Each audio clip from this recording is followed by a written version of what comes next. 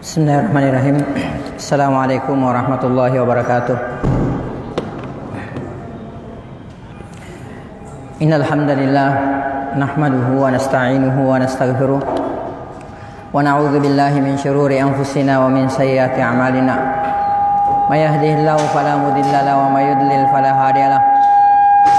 Wa asyhadu an la ilaha illallah wa asyhadu anna Muhammadan abduhu wa rasuluhu la nabiyya ba'dah.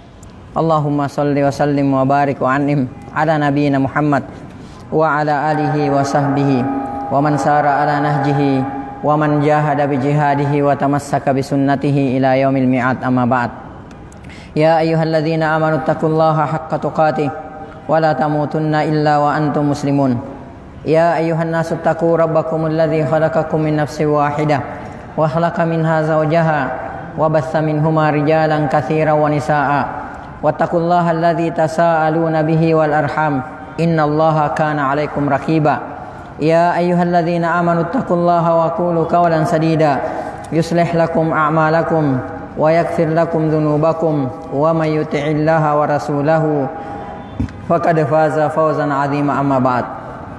Fa inna asdaqal hadithi kitabullah wa khairal huda huda Muhammadin sallallahu alaihi wasallam wa syarral umuri muhdatsatuha fa inna kulla muhdatsatin bid'ah wa inna kulla bid'atin dhalalah wa kulla dhalalatin finnar, ay kama qala Rasulullah sallallahu alaihi wasallam. Summa ma ba'd. Ikhwati fillah wa akhwati fiddin rahimani wa rahimakumullah taala jami'a. Sebelum kajian ini kita mulai, seperti biasa mari kita meluangkan waktu untuk kembali memuji dan bersyukur kehadirat Allah Subhanahu wa taala, yang mana sampai pada sore hari yang sangat berbahagia ini Allah Subhanahu wa taala masih senantiasa memberikan kepada kita berbagai macam karunia dan kenikmatannya. Di antaranya nikmat kesehatan, nikmat kesempatan dan waktu luang, dan yang terbesar adalah nikmat Islam, nikmat iman, nikmat taufik, nikmat hidayah, nikmat sunnah serta nikmat tauhid. Sehingga dengan seluruh nikmat inilah kita sampai pada detik ini masih bisa melaksanakan berbagai macam aktivitas-aktivitas duniawi kita, masih bisa melaksanakan berbagai macam bentuk ketaatan kepada Allah Subhanahu wa taala, dan masih bisa menunaikan berbagai macam kewajiban-kewajiban kita yang telah ditetapkan oleh Allah Subhanahu wa taala kepada kita sebagai seorang muslim, sebagai seorang muslimah. Di antaranya melaksanakan sholat asar secara berjamaah, lalu kemudian dilanjutkan dengan thalabul ilmi. Kemudian selanjutnya tak lupa pula salam dan sholawat semoga senantiasa tercurahkan atas junjungan Nabiullah Muhammad sallallahu alaihi wasallam, Nabi yang telah membawa kita, Nabi yang telah mengeluarkan dan menuntun kita dari gelap dan pekatnya alam jahiliyah menuju kepada terangnya alam Islam yang sempurna. Ikhwati fillah wa akhwati fiddin rahimani wa rahimakumullah taala jami'a. Pada kesempatan yang sangat berbahagia ini, insyaallah atas izin Allah Subhanahu wa taala, kita akan coba membahas sebuah kitab yang mana kitab ini sangat bagus sekali untuk kita baca, ya, untuk kita bahas bersama-sama. Karena kitab ini adalah merupakan kitab yang berbicara tentang manhaj, ya, dan nanti kita akan pelajari kaidah-kaidah, ya. Kita akan mempelajari nantinya kaidah-kaidah manhaj salaf, ya. Dan di kitab ini nanti akan kita lihat ada 54 kaidah yang menjelaskan tentang manhaj salaf, ya, yang menjelaskan tentang manhaj salaf. Taib, kenapa kita penting untuk mempelajari kitab ini khususnya dan mempelajari manhaj pada umumnya? Karena tidak cukup bagi kita, ya, tidak cukup bagi kita ketika misalnya kita berislam misalnya, ya. Ada orang mengatakan, nah, saya sudah berislam sudah cukup, gitu kan, seperti itu. Tapi kita harus mempelajari manhaj. Karena kenapa? Dikhawatirkan ketika kita berislam lalu kemudian kita tidak mempelajari manhaj, ya, maka yang terjadi di tengah jalan nanti ketika kita berjalan itu akan terjadi penyimpangan-penyimpangan, ya, baik itu penyimpangan yang sifatnya kecil, ya, yang ringan, ataupun penyimpangan yang berat atau yang fatal, ya. Banyak orang yang berislam, akan tetapi mereka berislam itu tidak di atas manhajnya, thariqahnya, jalannya para sahabat radhiyallahu taala anhum ajmain. Dan ini nanti akan terjadi penyimpangan, ya. Ini nanti akan terjadi penyimpangan. Nah, sekarang logikanya begini. Kita di tempat ini misalnya berkumpul 70 atau 80 orang misalnya, ya.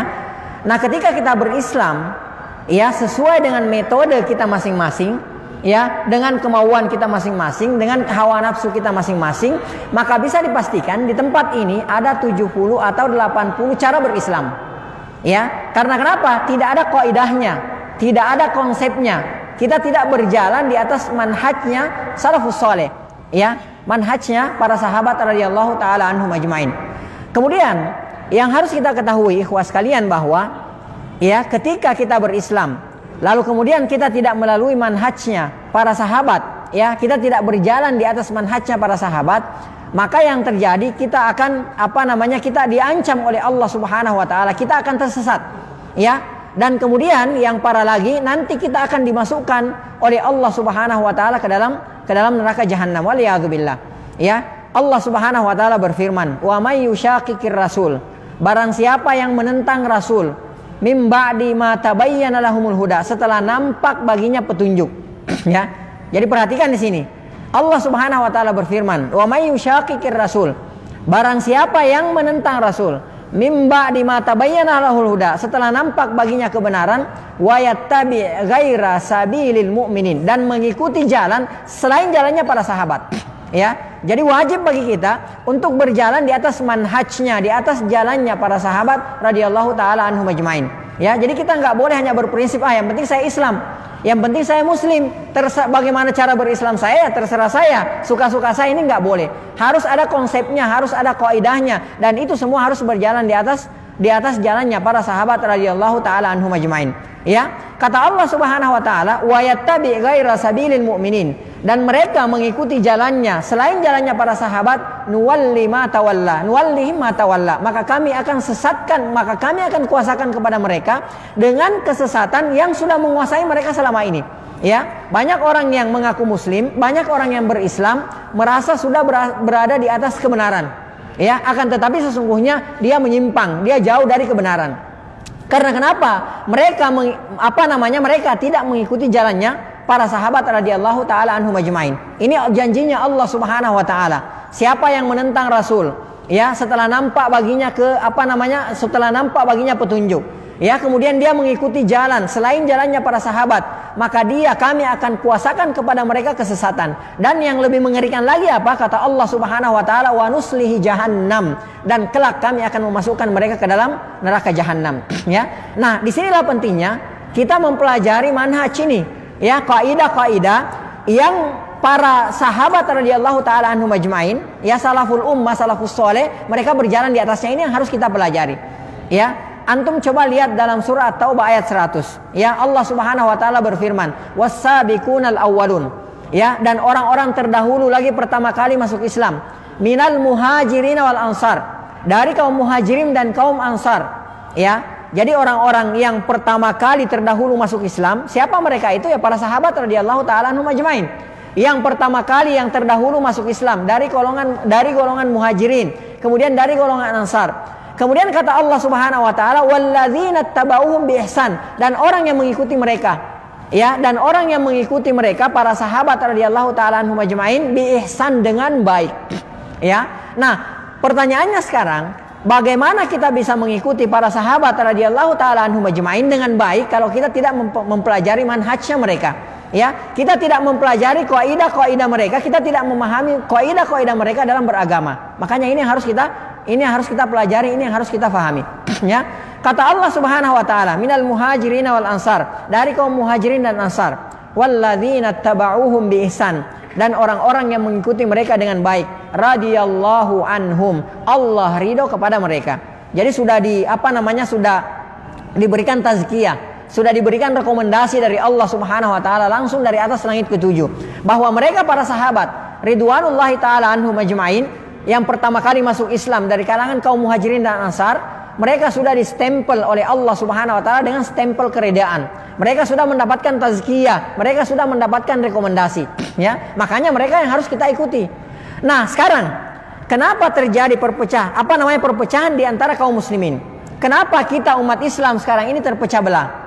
Ya, jawabannya adalah Karena kita berislam sesuai dengan hawa nafsu kita, sesuai dengan golongan kita, sesuai dengan organisasi kita, sesuai dengan kelompok kita, sesuai dengan partai kita. Maka yang terjadi kita terpecah belah.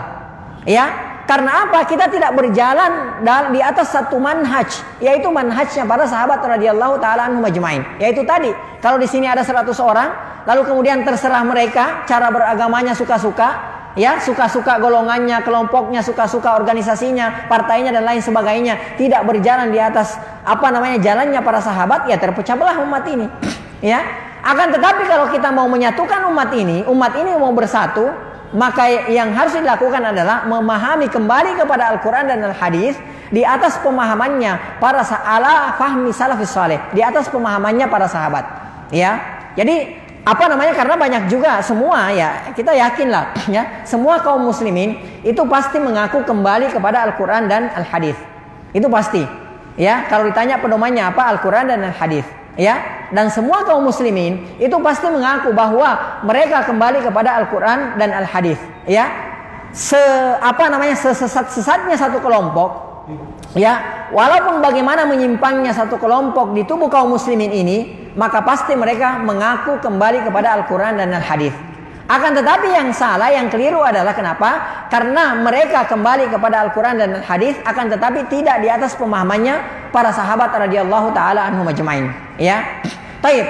Sekarang kita lihat, ya dulu di zamannya Ali bin Abi Thalib, ya radhiyallahu taala anhu, ketika beliau diangkat menjadi khalifah, pada saat beliau menjadi khalifah, itu ada namanya kelompok yang disebut sebagai kaum Khawarij.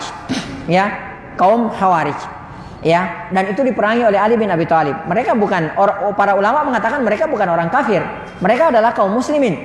Ya, akan tetapi sebagai gambaran kaum Khawarij ini adalah, kita lihat Abdurrahman bin Muljam, atau biasa kita biasa kita kenal dengan Ibnu Muljam. Ya, namanya Ibnu Muljam. Antum tahu Ibnu Muljam ini hafal Al-Quran. Ya, kita ini lewat, nggak ada apa-apanya kita dibandingkan hafalannya Ibnu Muljam. Ya, hafal Al-Quran, ahli ibadah kita nggak ada apa-apanya dibandingkan dengan Ibnu Muljam, lewat kita. Ya, dan Rasulullah Sallallahu Alaihi Wasallam gambarkan itu kepada kita. Orang-orang Khawarij itu, ya mereka itu sholat kalian tidak ada apa-apanya dibandingkan sholat mereka. Ya, ibadah kalian tidak ada apa-apanya dibandingkan dengan ibadah mereka. Akan tetapi mereka itu menyimpang. Tahukah kita bahwa Ibnu Muljam, ya dia membunuh sahabat mulia Ali bin Abi Thalib radhiyallahu taala anhu. Ya, antum tahu ketika Ibnu Muljam membunuh Ali bin Abi Thalib itu sambil membaca ayat. Bayangkan, ini sahabat mulia, menantu sepupu sekaligus menantu kesayangan Rasulullah sallallahu alaihi wasallam, itu dibunuh oleh Ibnu Muljam sambil baca ayat. Ya, ketika Ali bin Abi Thalib keluar dari rumahnya untuk sholat subuh, ya dicegatlah oleh Ibnu Muljam. Kemudian sambil ditusuk dibacok, dibacok kepala beliau, ya si Ibnu Muljam ini membaca ayat, ya Ali inil hukmu illa lillah, sambil baca ayat. Ya, dan dia mengaku kembali kepada Al-Quran dan Hadis. Ya, akan tetapi dia adalah golongan yang menyimpang. Kenapa? Karena dia memahami Al-Quran sesuai dengan hawa nafsunya, sesuai dengan keinginannya sendiri, sesuai dengan kelompoknya sendiri. Ya, maka yang terjadi dia menyimpang. Nah, disinilah pentingnya, kembali lagi bahwa disinilah pentingnya kita mempelajari manhaj. Ya, nah kitab ini ya berjudul Al-Isbah fi Bayani Manhajis Salaf fit Tarbiyati wal Islah. Ya, jadi Al-Isbah fi Bayani Manhajis Salaf fit Tarbiyati wal Islah.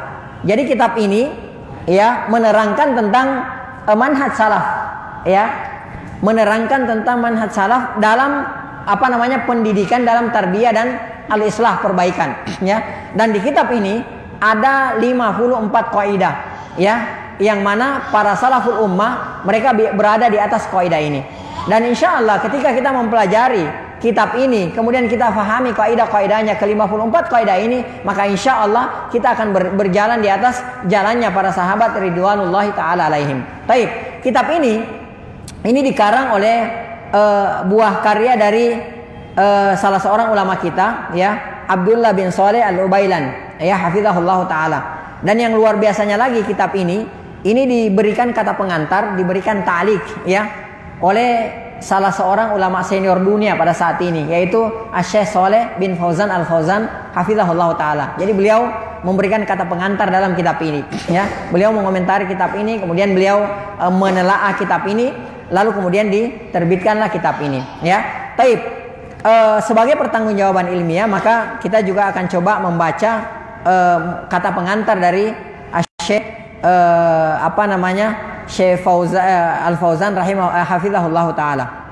Tapi beliau mengatakan, ya, Syekh Shalih bin Fauzan Al-Fauzan hafizahullah taala mengatakan bismillahirrahmanirrahim. Ya, alhamdulillahirabbil alamin wassalatu wassalamu ala nabiyyina Muhammadin wa ala alihi wa sahbihi ajmain. Wa ba'd. Kata beliau, faqad ittala'tu 'ala risalati allati hiya bi'unwan. Ya, saya telah menelaah, ya, kitab ini yang diberikan judul Al-Isbah fi bayani manhajis salaf fit tarbiyati wal islah. Ya, jadi al-isbah, ya, al-isbah fi bayani salafi fi bayani manhajis salafi, ya, fit tarbiyati wal islah. Ya, min ta'lifi Syekh, yang dibuah karya dari Syekh Abdullah bin Shalih Al-Ubailan hafizahullah taala. Ya, kata beliau, fawajadtuha risalatan, ya, fawajadtuha risalatan qimatan mufidatan. Maka saya menemukan kitab ini sangat berharga sekali, sangat bermanfaat.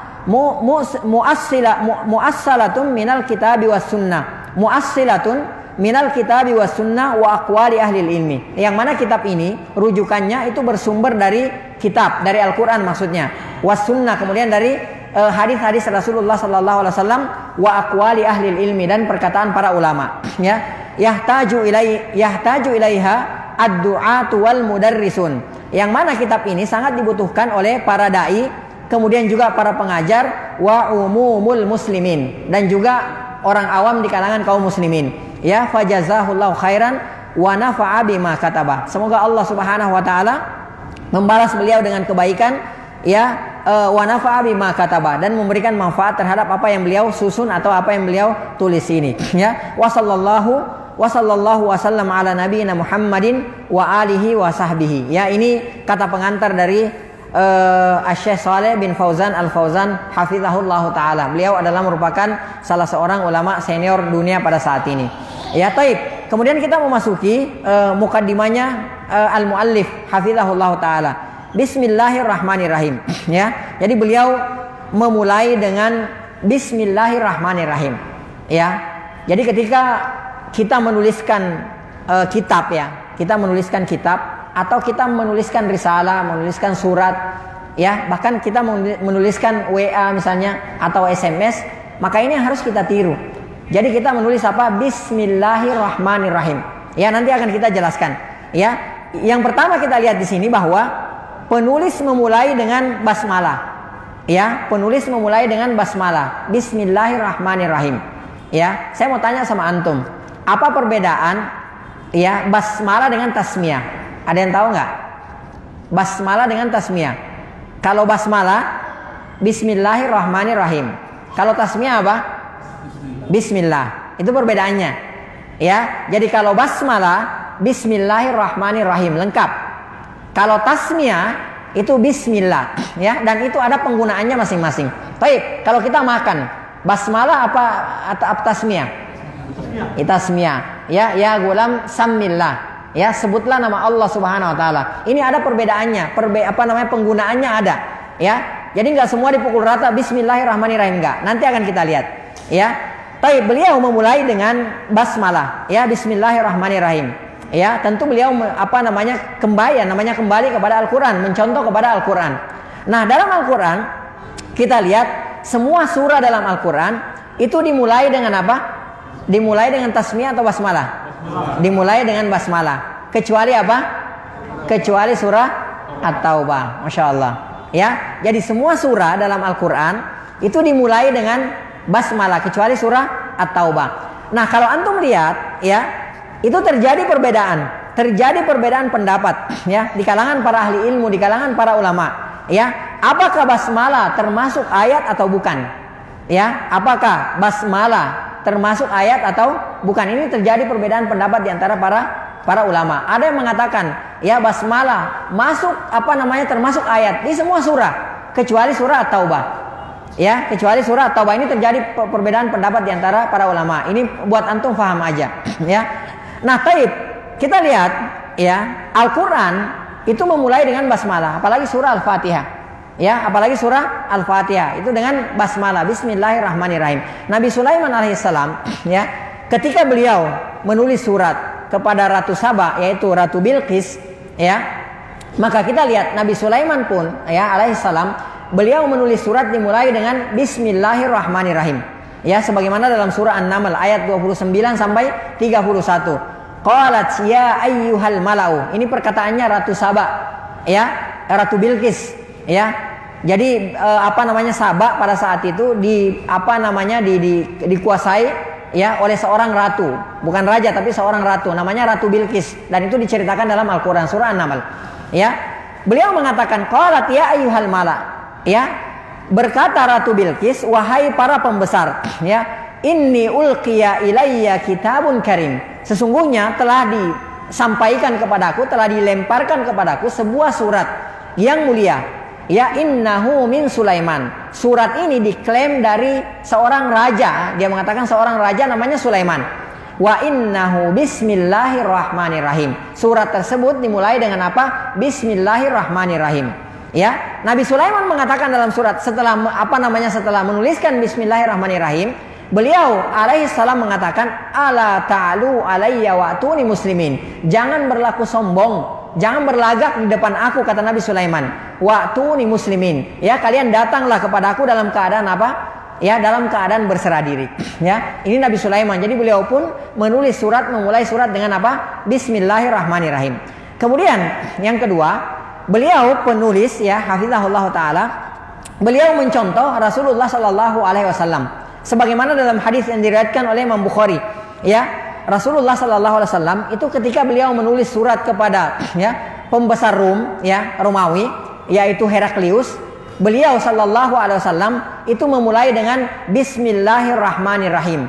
Min Muhammad bin Abdullah wa rasulihi ila Herakl azimur Rum, ya. Jadi Rasulullah sallallahu alaihi wasallam menuliskan surat dimulai dengan bismillahirrahmanirrahim. Kemudian beliau mengatakan dari Muhammad, ya, Rasul Allah Subhanahu wa taala, kepada pembesar, ya, pembesar Romawi yaitu Heraklius. Ya. Taib. Jadi beliau mencontoh Rasulullah sallallahu alaihi wasallam. Nah, dalam hadis yang diriwayatkan oleh Imam Ahmad dan Abu Daud dari Abi Hurairah radhiyallahu taala anhu, Rasulullah sallallahu alaihi wasallam bersabda, Kullu amrin dzibalin la yubdahu bi bismillah fahuwa abtar.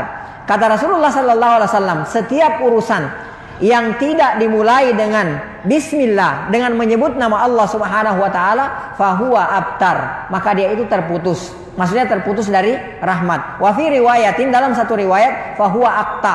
Ya, wa fi riwayatin ukhra, dalam riwayat yang lain kata Rasulullah, fahuwa ajzam. Yang intinya kata Rasulullah, ya, setiap urusan yang tidak dimulai dengan menyebut nama Allah Subhanahu wa taala, sama saja apakah dengan tasmiyah atau basmalah, apakah dengan bismillah atau bismillahirrahmanirrahim, sesuai dengan penggunaannya masing-masing, maka kata Rasulullah SAW pekerjaan tersebut adalah terputus, ya, maksudnya terputus dari rahmat. Baik, oleh karenanya ketika kita menulis surat, ya, menulis surat atau misalnya nulis status di media sosial, di Facebook, di Instagram, ya, atau di status WA kita misalnya, maka kita memulai dengan basmalah, ya. Kalau mau mencontoh Rasulullah SAW, maka kita memulai dengan basmalah. Saya tanya sama antum, basmalah atau tasmiyah? Basmalah, ya. Banyak di antara kita sekarang kalau menulis WA itu menuliskan apa? Tasmiyah, bismillah, seperti orang mau makan. Ya, coba perhatikan. Jadi jarang di antara kita yang menulis bismillahirrahmanirrahim. Kalau kita mau mencontoh Rasulullah SAW, Rasulullah menuliskan apa? Basmalah. Karena itu kan jatuhnya surat. Ya, itu jatuhnya surat, jatuhnya tulisan seperti pada kitab ini. Jadi bukan bismillah, tapi bismillahirrahmanirrahim. Ya, jadi bukan dengan apa? Bukan dengan tasmiyah, akan tetapi dengan basmalah. Ya, taib. Ikhwati fillah wa akhwati fiddin, rahimani wa rahimakumullah taala jami'a. Taib. Kemudian beliau membuka mukaddimah beliau ini. Ya, beliau memberikan pengantar dengan khutbatul hajah. Ya, khutbatul hajah yang biasa dibaca oleh Rasulullah sallallahu alaihi wasallam sebelum beliau berkhutbah, ya, atau sebelum beliau memberikan mau'izah, nasihat. Ya, Rasulullah sallallahu alaihi wasallam itu sebelum berkhutbah atau sebelum memberikan nasihat di hadapan para sahabat radhiyallahu taala anhum ajma'in, itu beliau sallallahu alaihi wasallam itu membaca khutbah hajah. Ya, biasa kita dengar ya, innal hamdalillah nahmaduhu wa nasta'inuhu wa nastaghfiruh wa natubu ilaihi wa na'udzu billahi min syururi anfusina dan seterusnya. Ya, biasanya ada orang-orang, ada kelompok-kelompok tertentu kalau ada ustadz kita yang baca mukaddimah ini, jadi langsung memvonis, oh ini Wahabi nih. Ya, subhanallah. Padahal ini khutbah hajat yang senantiasa dibaca oleh Rasulullah Sallallahu Alaihi Wasallam. Ya, bagaimana kita mengatakan seorang dai, ya, seorang ustadz, seorang ulama misalnya, yang mencoba mengikuti Rasulnya, Nabinya Sallallahu Alaihi Wasallam, ya, mencoba melaksanakan sunnah Rasulullah SAW, lalu kita vonis orang tersebut sebagai Wahabi, subhanallah. Ya, padahal ini yang dibaca oleh Rasulullah Sallallahu Alaihi Wasallam. Nah, sekali lagi di sinilah pentingnya kita mempelajari manhaj, ya, karena ini termasuk manhajnya Rasulullah Sallallahu Alaihi Wasallam. Ketika beliau berkhutbah, memberikan mau'izah, nasihat, ya, khutbah nikah dan lain sebagainya di hadapan para sahabat, maka beliau membaca mukaddimah ini. Innal hamdalillah nahmaduhu wa nasta'inuhu wa nastaghfiruh dan seterusnya. Kemudian, ya, beliau membaca 3 ayat yang biasa juga kita dengar. Ya, yang pertama surah Ali Imran ayat 102. Ya ayyuhalladzina amanu taqullaha haqqa tuqatih wa la tamutunna illa wa antum muslimun. Ini yang pertama. Kemudian yang kedua, ya, An-Nisa. Ya, surah An-Nisa ayat berapa? Ayat 1. Ya ayyuhan nasu taqu rabbakumul ladzi khalaqakum min nafsin wahidah wa khalaqa minha zawjaha dan seterusnya. Kemudian yang ketiga, surah Al-Ahzab ayat 70 dan 71. Ya ayyuhalladzina amanu taqullaha wa qulu qawlan sadida dan seterusnya, ya. Kemudian setelah itu amma ba'd fa inna asdaqal hadits kitabullah. Ini juga dibaca oleh Rasulullah SAW, bagian dari khutbah hajat. Ya, jadi banyak di antara kita, ya, banyak di antara para dai itu sudah melupakan sunnah ini. Dan ini sebenarnya dicontohkan oleh Rasulullah SAW. Banyak di antara kita mukaddimahnya itu dibikin keren gitu loh, ya. Jadi kedengarannya itu keren, ya. Jadi dia cari ini sendiri, mukaddimah sendiri. Padahal Rasulullah SAW sudah ada contohnya dari beliau SAW. Kalau mukaddimah yang paling bagus, ya inilah khutbah hajat yang biasa dibaca, senantiasa dibaca oleh Rasulullah SAW. Fa inna asdaqal hadithi kitabullah, ya, wa khairal huda Muhammadin sallallahu alaihi wasallam. Ya, asdaqal hadits, perkataan yang paling benar adalah kitabullah, ya, kitab Allah Subhanahu wa taala. Wa khairal hadi, dan petunjuk yang paling baik, petunjuk yang terbaik adalah petunjuknya siapa? Rasulullah sallallahu alaihi wasallam. Wa syarral umuri muhdatsatuha, dan sejelek-jelek urusan, ya, perkara, maksudnya dalam urusan agama, ya, muhdatsatuha, perkara baru yang diada-adakan. Ya, tidak pernah dicontohkan oleh Rasulullah sallallahu alaihi wasallam, tidak pernah diperhatikan oleh para sahabat ridwanullahi taala anhum ajmain, lalu kita laksanakan perkara agama tersebut, ya. Dan kita masukkan perkara tersebut ya, ahli ilmu adalah apa? Menegakkan perintah Allah Subhanahu wa taala, ta'liman wa dirasatan. Dalam bentuk apa? Dalam bentuk pengajaran, ya, dalam bentuk ta'lim, mengajarkan manusia, wa dirasa, dan pembelajaran. Ini diantara bentuk apa? Kewajiban seorang ahlul ilmi, ya, yaitu menegakkan perintah Allah Subhanahu wa taala dalam bentuk apa? Mengajarkan kepada manusia, ya, mengajarkan manusia, ya, mengajarkan manusia dalam bentuk pengajaran dan dalam bentuk pembelajaran, ya. Kama qala ta'ala, sebagaimana Allah Subhanahu wa taala berfirman, ya. Beliau di sini hafizahullah taala membawakan dalil dari Al-Qur'an surah Ali Imran ayat 79, ya. Allah Subhanahu wa taala berfirman, "Ma kana li basyarin ayyutiyahul kitaba wal hukma wan nubuwah." Tidak pantas bagi seorang manusia, yang mana manusia tersebut diberikan oleh Allah Subhanahu wa taala kitab, ya, diberikan Alkitab yaitu Al-Qur'an, ya, wal hukma, ya, dan hikmah, wan nubuwah, dan kenabian, ya, tsumma yaqula lin-nasi kunu ibadan li min dunillah. Kemudian dia berkata kepada manusia, jadilah hamba saya, bukan hamba Allah Subhanahu wa taala. Sembahlah saya, bukan Allah Subhanahu wa taala. Ya. Jadi di sini Allah mengingatkan, ya, tidak pantas bagi seorang manusia yang diberikan Alkitab, yang diberikan hikmah, diberikan kenabian, lalu kemudian dia mengajak manusia untuk menyembah dirinya, ya, selain Allah Subhanahu wa taala. Ini diingatkan oleh Allah Subhanahu wa taala. Demikian juga dengan para dai, ya. para dai, para ustadz, para guru, para ulama, ini juga diingatkan oleh Allah Subhanahu wa taala. Jangan sampai kita mengajak orang untuk gulu kepada diri kita, kepada diri pribadi kita. Ya, jangan sampai kita mengajak orang ya kepada diri kita. Ya, karena hakikatnya kita berdakwah menyeru orang kepada siapa? Kepada Allah Subhanahu wa taala, bukan kepada pribadi kita. Bukan kepada organisasi kita, bukan kepada kelompok kita, bukan kepada partai kita. Akan tetapi tugasnya seorang dai adalah apa? Mengajak kepada Allah Subhanahu wa taala. Ya. Kalau ada ada seorang dai misalnya, ya, yang mengajak berdakwah kepada dirinya, ya, kepada dirinya, maka hendaklah dia bertakwa kepada Allah Subhanahu wa taala. Karena perintahnya kita disuruh berdakwah, menyeru, memanggil manusia menuju kepada Allah Subhanahu wa taala. Ya, sebagaimana dalam surah Yusuf ya ayat 108. Allah Subhanahu wa taala berfirman, "Qul," katakan wahai Muhammad, ya, "Hadhihi sabili," inilah jalanku, ad'u ilallah. Ya, Rasulullah sallallahu alaihi wasallam diperintahkan untuk berkata, "Hadhihi sabili," inilah jalanku, ad'u ilallah. Aku menyeru kepada Allah Subhanahu wa taala, bukan aku menyeru kepada diriku sendiri. Ya. Nah, kalau Rasulullah sallallahu alaihi wasallam memerintahkan sesuatu kepada kita, mewajibkan sesuatu kepada kita, atau mengharamkan sesuatu kepada kita, ya, itu artinya apa? Tidak lepas dari wahyu Allah Subhanahu wa taala. Wa ma yantiqu 'anil hawa.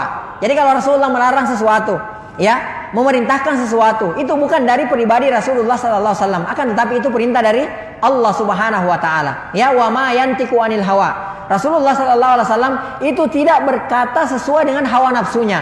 In huwa illa wahyun yuha. Ya, apa yang Rasulullah katakan itu tidak lepas dari wahyu yang datang dari Allah Subhanahu wa taala. Ya. Nah, Allah Subhanahu wa taala berfirman, "Wahai Muhammad, katakan hadhihi sabili, inilah jalanku, ad'u ilallah." Aku menyeru ya kepada Allah Subhanahu wa taala ala basiratin, di atas ilmu, di atas hujjah. Ya. Ana wa manittaba'ani, saya dan orang-orang yang mengikutiku. Ya, jadi Rasulullah sallallahu alaihi wasallam diperintahkan oleh Allah Subhanahu wa taala ya untuk menyeru kepada Allah Subhanahu wa taala, bukan kepada dirinya.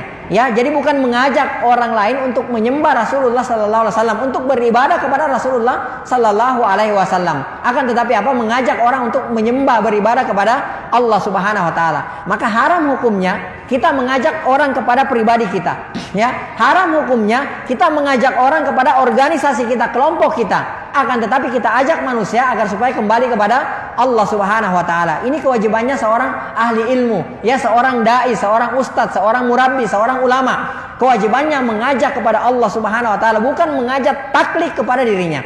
Ya. Bukan berkata kepada manusia, pokoknya ini pendapat saya, harus kalian taati pendapat ini. Ya, kalau kamu tidak taati pendapat ini, maka kamu keluar dari golongan saya. Ini tidak boleh seperti ini. Ya, akan tetapi kita mengajak kepada Allah Subhanahu wa taala. Nah, kembali lagi, ketika kita mengajak kepada Allah Subhanahu wa taala sesuai dengan pemahamannya di atas manhajnya para salaful ummah. Ya, sesuai dengan pemahamannya siapa? Para sahabat radhiyallahu taala anhum ajmain. Ya. Baik. Kemudian Allah Subhanahu wa taala lanjutkan, ya. Kunu walakin kunu rabbaniin. Ya, akan tetapi jadilah kalian rabbani, ya, rabbaniin. Ya, rabbaniin ini ya para ulama ada yang mengatakan bahwa yang dimaksudkan rabbaniin di sini adalah ahlul ilmi, ya, dimaksudkan adalah fuqaha, ya, dimaksudkan di sini adalah ulama. Kemudian para ulama juga mengatakan bahwa yang dimaksudkan rabbaniin di sini adalah orang-orang yang mengajarkan agama ini mulai dari yang kecil, ya, perkara yang kecil, ilmu yang kecil sampai kepada yang besar. Ya, jadi nggak diajarkan ilmu yang langsung, ya, yang langsung tinggi kemudian dia tidak diajarkan yang dasar-dasarnya. Ya, rabbaniun itu yang seperti itu. Jadi mempelajari ilmu dari dasarnya. Ya, jadi bukan tiba-tiba gimana caranya kita mendirikan sebuah negara, misalnya negara Islam, tapi tahara dia nggak paham, gitu kan? Cara wudu dia nggak paham. Ya, akidah, tauhid dasar dia tidak paham. Lalu kemudian bicara yang tinggi-tinggi. Nah, rabbaniun itu ya adalah orang-orang yang mengajarkan ilmu. Ya, mulai dari ilmu yang terkecil sampai kepada yang terbesar. Itu yang dimaksudkan dengan rabbaniin. Ya, bima kuntum tuallimunal kitaba wa bima kuntum tadrusun. Ya. Baik. Kemudian ya, kata beliau di sini hafizahullah taala, wa dzalika yutatallabu minhu ad-da'wata ila Allah. Ya. Dan demikianlah dituntut dari mereka para dai itu, ya, berdakwah kepada Allah Subhanahu wa taala, wa tathhira syar'ihi, dan membersihkan, ya, syariatnya, wa minhajihi, dan jalannya, ya. Minhaj itu adalah tariqatun bayyinah wadihah, ya, jalan yang jelas, jalan yang yang terang, itu namanya minhaj, ya. Wa alla yaqulu Allah illal haq, dan dia tidak berkata sesuatu tentang Allah Subhanahu wa taala kecuali di atas ilmu, di atas kebenaran, ya. Wa yahdharu min tariqati ulama'il yahud, ya, dan hendaklah dia berhati-hati terhadap jalannya, caranya ulama Yahudi, ya, alladzina yalbisuna al-haqqa bil batil, yang mana karakteristik daripada ulama-ulama di kalangan bangsa Yahudi itu mereka suka mencampur adukan antara kebenaran dan kebatilan. Itu karakternya ulama-ulama Yahudi seperti itu, ya. Jadi dia mengaku di atas al-haq, akan tetapi al-haqnya dia itu dicampur adukan dengan kebatilan, ya. Dia berdakwah kepada Allah Subhanahu wa taala, ya, berdakwah mengajak kepada Allah Subhanahu wa taala, kembali kepada Allah Subhanahu wa taala. Akan tetapi yang terjadi dia mencampur adukan antara kebenaran dan kebatilan. Makanya dalam Al-Qur'an kan Allah Subhanahu wa taala ingatkan dalam surah Al-Baqarah, Allah ingatkan wala talbisul haqqo bil batil, ya, dan janganlah kalian mencampur adukan antara kebenaran dengan kebatilan, ya. Berapa banyak di antara kita pada hari ini yang mencampur adukan antara kebenaran dan kebatilan sehingga umat ini jadi bingung, ya. Jadi apa yang dia lakukan itu, umat menyangka bahwa yang dia lakukan itu kebenaran, padahal yang dia lakukan itu adalah hakikatnya adalah kebatilan, ya. Akhirnya apa? Umat tersesat jalan, ya, karena mengikuti gurunya, mengikuti dai-nya, mengikuti ustadznya, mengikuti murabbinya yang mencampur adukan antara kebenaran dan kebatilan. Dan ini diingatkan, ya. Dan ini diingatkan wa yahdharu min tariqati ulama'il yahudi alladzina yalbisuna al-haqqa bil batil. Ya, hendaklah mereka berhati-hati, ya, jangan sampai seperti orang-orang Yahudi yang mana mereka itu mencampur adukan yang hak dengan yang batil, ya. Wa yaktumunahu, dan terkadang mereka menyembunyikan kebenaran, ya. Itu sifatnya orang-orang ulama dari kalangan ulama-ulama Yahudi, orang-orang Yahudi, mereka itu menyembunyikan kebenaran. Jadi mereka tidak mengatakan yang hak, ya. Apalagi kalau bertentangan dengan pribadinya, hawa nafsunya, kelompoknya, bertentangan dengan organisasinya, dia tidak akan mau mengungkapkan kebenaran tersebut, ya. Karena kenapa? Kalau misalnya dia mengungkapkan kebenaran tersebut, maka apa yang terjadi? Pengikutnya akan lari darinya, ya. Nah, kita sebagai dai nantinya, ya, yang berada di atas manhajnya para sahabat, maka kita tidak boleh takut mengatakan yang hak itu. Kita tidak boleh sembunyikan yang hak itu, ya. Baik. Kemudian, ya, kata beliau, ya, au yuharrifunahu, atau dia merubah-rubah, ya, mentahrif, ya. Mentahrif maksudnya merubah makna ayat misalnya. Yang seharusnya ayat itu difahami oleh salaful ummah seperti ini, dia bawa, ya, ke pemahaman yang lain sesuai dengan hawa nafsunya dia, ya, sesuai dengan kepentingan pribadi, kepentingan kelompok, kepentingan golongan organisasinya dia, ya. Jadi itu namanya tahrif. Jadi dia mengubah mengubah huruf, bahkan sampai merubah makna, bahkan sampai merubah huruf-hurufnya, ya, seperti itu. Aw yaluna alsinatahum bihi, atau memutar balik lidahnya, ya, dengan kebenaran tersebut, ya. Qala ta'ala, dan Allah Subhanahu wa taala berfirman, wa mimman khalaqna ummatun yahduna bil haqqi wa bihi ya'dilun, ya.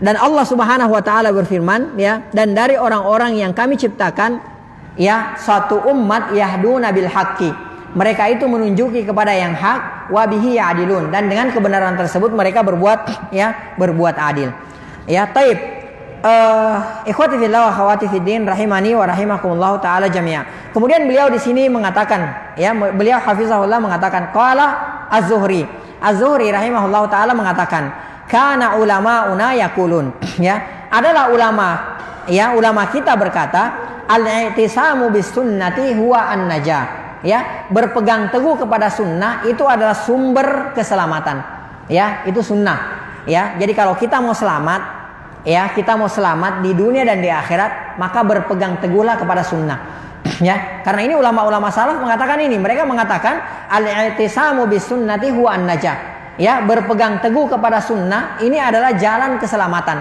ya. Bukankah Rasulullah sallallahu alaihi wasallam pernah berpesan kepada kita, "Alaikum bisunnati." Ya, hendaklah kalian berpegang teguh dengan sunnahku, kata Rasulullah SAW. Wa sunnati khulafa'ir rasyidin al-mahdiin min ba'di, dan sunnahnya khulafa'ir rasyidin, khalifah yang 4, Abu Bakar, Umar, Utsman, Ali radhiyallahu taala anhum ajma'in. Ya, jadi Rasulullah SAW mewajibkan kepada kita untuk berpegang teguh kepada sunnahnya kalau kita mau selamat, ya, di dunia dan di akhirat. Makanya nanti di akhirat kita lihat, dan ini Allah Subhanahu wa taala ceritakan dalam Al-Qur'an, ya. Ceritakan dalam Al-Qur'an surah Al-Furqan, ya.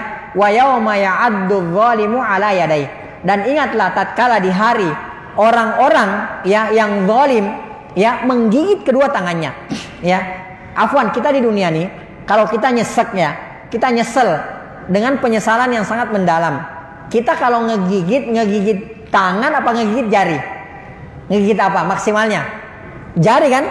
Oh gini kan? Satu jari. Jarang orang menggigit 2 jarinya, apalagi 3. Nah, di akhirat kata Allah Subhanahu wa taala, wa yauma ya'addu dzalimu ala yadai. Di hari orang-orang zalim itu menggigit kedua tangannya. Bayangkan nih, muat gak 2 tangan? Ya, ini saking dipaksanya, saking menyesalnya mereka pada saat itu. Ya, orang-orang zalim. Kata Allah Subhanahu wa taala, wa yauma ya'addu dzalimu ala yadai. Ya yaqulu ya laitani takhadtu ma'ar rasuli sabila. Apa mereka katakan?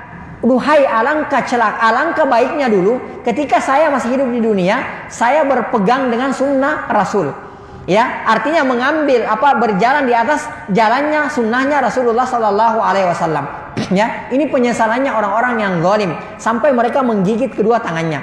Ya, makanya sunnah ini adalah merupakan jalan keselamatan. Ya, jadi kalau ada orang, ya, ada seorang Muslim yang tidak mau berpegang teguh dengan sunnahnya Rasulullah Sallallahu Alaihi Wasallam, ya, maka dia pasti tidak akan selamat. Ya, wa may yusyakikir rasul, barang siapa yang menentang Rasul. Ya, Allah juga katakan, ya, dalam surah An-Nur, falyahdharil ladzina yukhalifuna an amrihim. Ya, dan hendaklah takut orang-orang yang menyelisihi sunnah Rasulullah SAW. Ya, hendaklah takut orang-orang yang menyelisihi sunnah atau perintah Rasul. Ya, antusibahum fitnah, bahwa mereka akan ditimpa fitnah, au yusibahun adzabun alim, atau mereka akan ditimpa dengan azab yang pedih. Ya, jadi ini sunnah. Nah, makanya, ya, Rasulullah sudah pernah isyaratkan kepada kita, sudah pernah ingatkan kepada kita bahwa di akhir zaman ini orang yang menggenggam sunnah itu seperti menggenggam bara api. Ya, kalau dipertahankan, dipegang, itu panas minta ampun, luar biasa. Akan tetapi kalau dilepaskan kita akan celaka.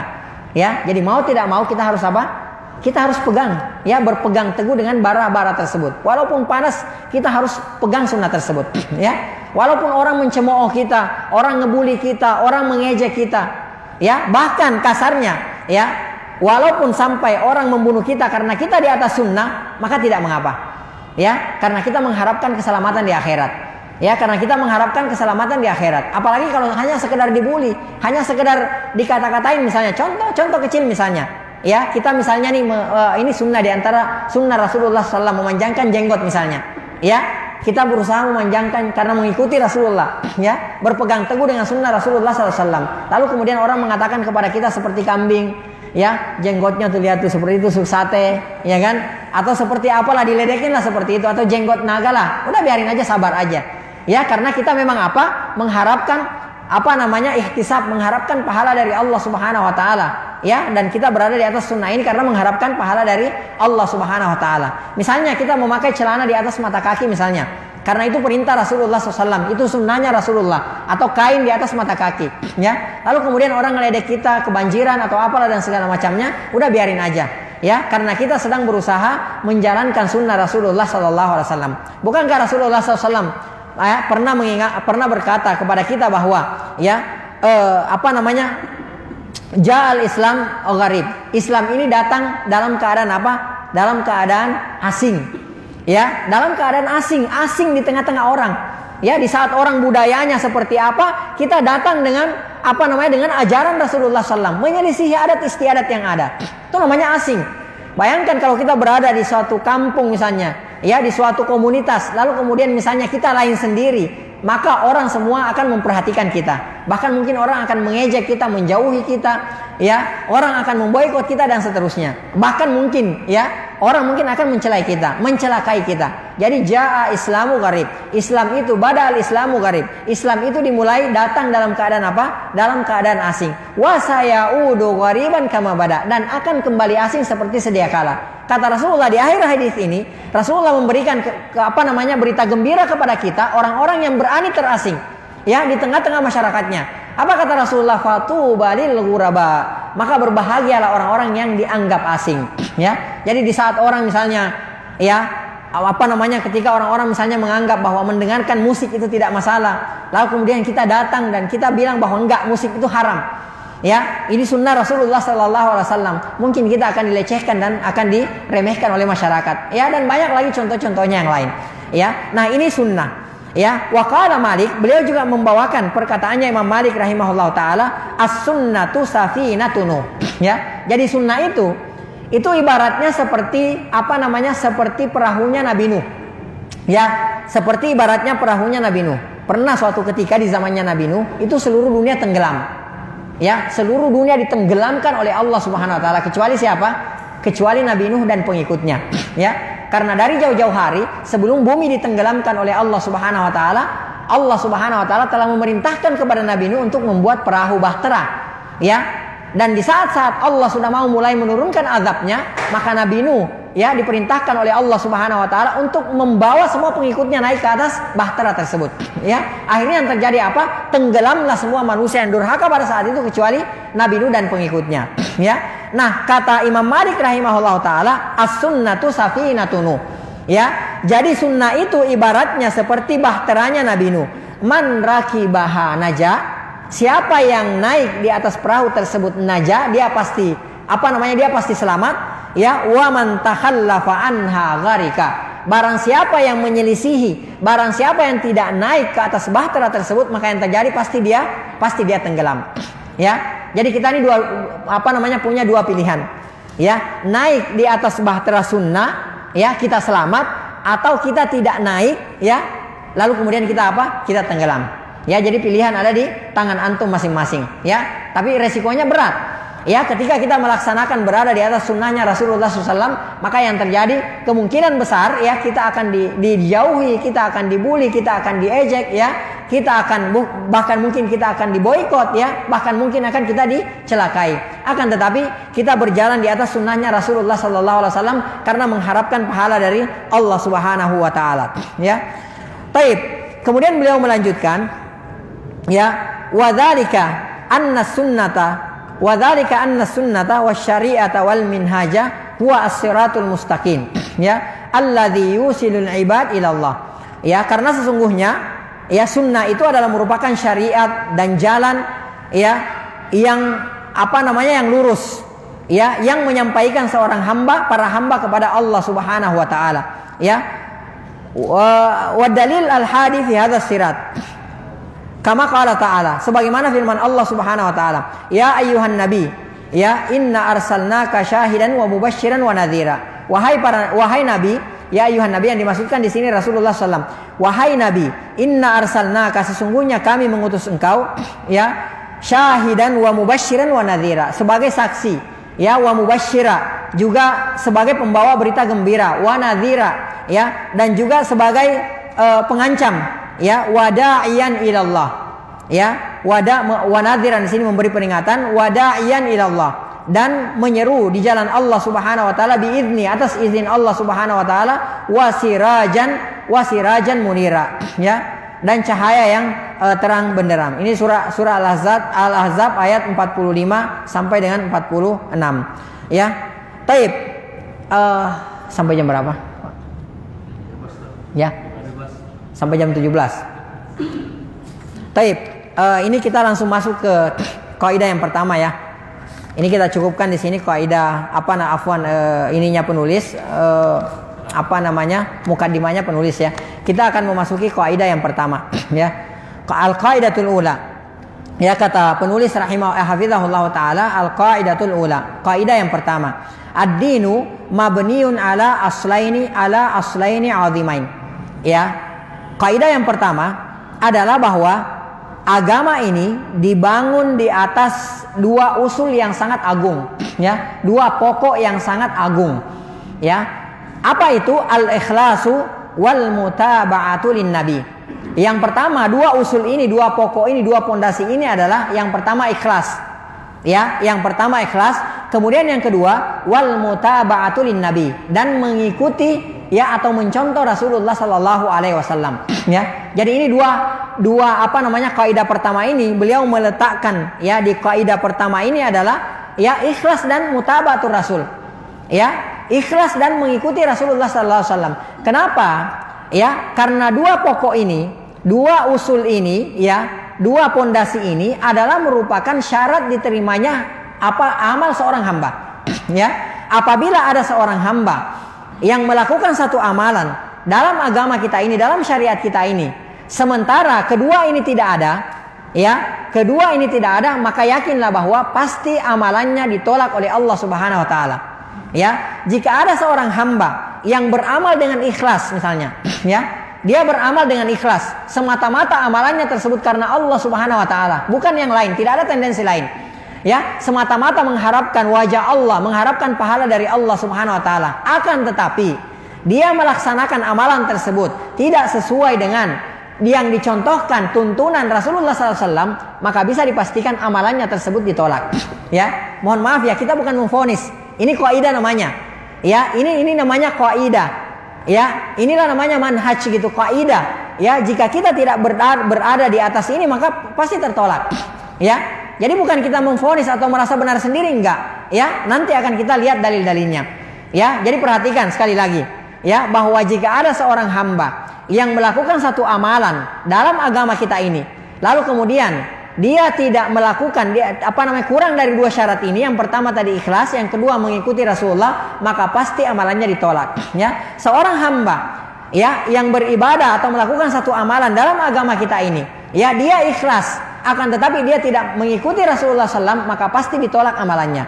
Orang yang mengikuti sunnah, ya, mencontoh Rasulullah SAW, akan tetapi dia tidak ikhlas, maka pasti amalannya juga ditolak. Ya, makanya ini adalah kaidah yang pertama. Ya, bahwa agama kita ini ya dibangun di atas dua pokok yang agung, yaitu ikhlas dan mutaba'ah. Ya, ikhlas dan mengikuti Rasulullah sallallahu alaihi wasallam. Karena ini adalah merupakan syarat diterimanya amalan kita ini.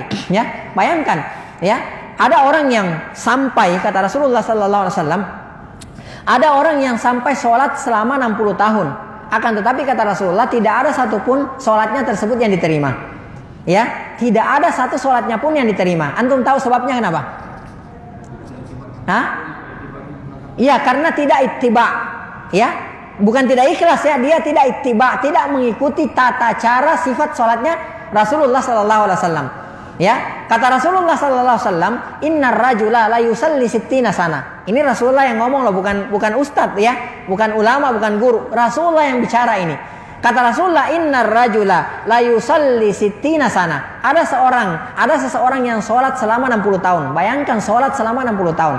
Kata Rasulullah, namun tidak ada satu sholat pun yang diterima oleh Allah Subhanahu wa taala. Ya, Masya Allah, subhanallah. Ya, kita capek-capek beribadah gitu kan, seperti itu. Ya, capek beribadah. Mungkin kita apalagi sekarang subuh jam 4 lewat. Ya, subuh jam 4 lewat. Kita sudah bangun, bela-belain bangun, melawan kantuk. Ya, melawan hawa nafsu kita. Ya, tiba-tiba kita sholat dan tidak diterima oleh Allah Subhanahu wa taala, capek.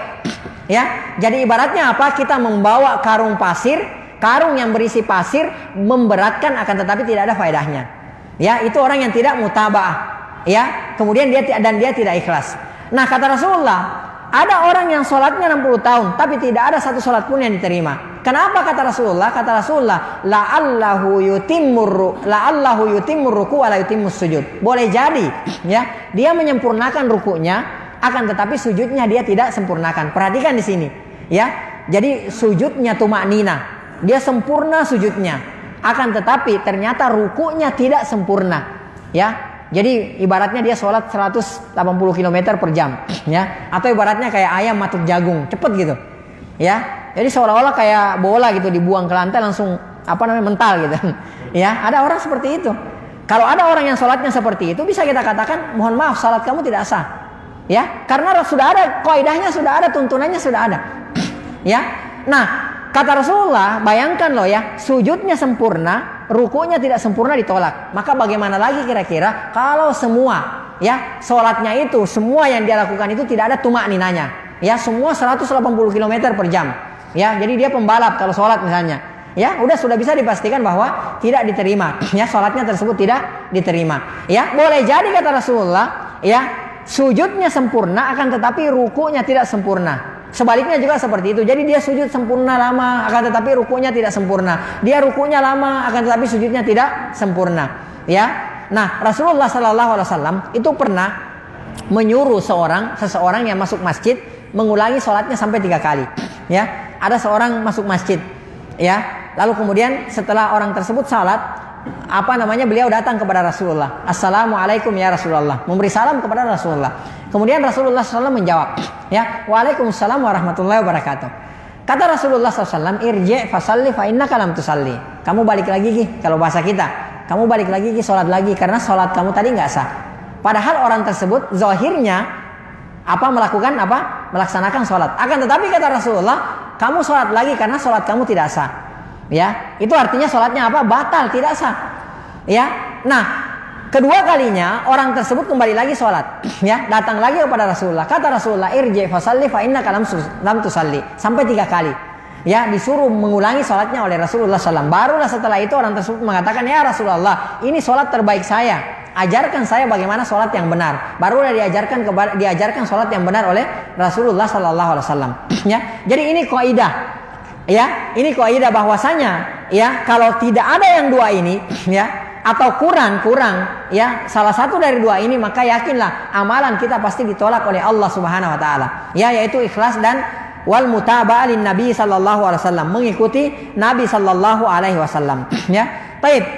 Kita lihat dulu ikhlas ya. Ya, kita lihat dulu ikhlas. Ya, ada yang tahu nggak ikhlas itu apa? Ya, simpelnya. Ikhlas itu apa? Simpelnya. Karena Allah kan? Itu simpelnya seperti itu, ya. Jadi kalau mau memahami ikhlas secara simpel, ya, ikhlas itu adalah melakukan sesuatu karena Allah Subhanahu wa taala, itulah ikhlas. Ya. Jadi kalau kita sholat misalnya semata-mata kita lakukan itu karena Allah Subhanahu wa taala, tidak ingin dipuji, tidak ingin didengarkan, ya. Tidak karena ada calon mertua di depan kita sehingga sholatnya jadi bagus gitu kan. Ya, tidak karena ada calon mertua lalu kemudian bacaan Quran kita jadi bagus. Ya, akan tetapi calon mertua nggak ada, sholat kita hancur. Itu namanya bukan ikhlas.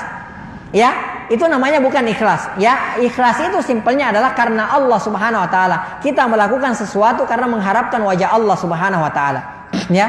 Baik, ikhlas secara etimologi, ya, atau secara lugah, secara bahasa, ya, berasal dari kata khalasa yakhlusu, khulus. Ya.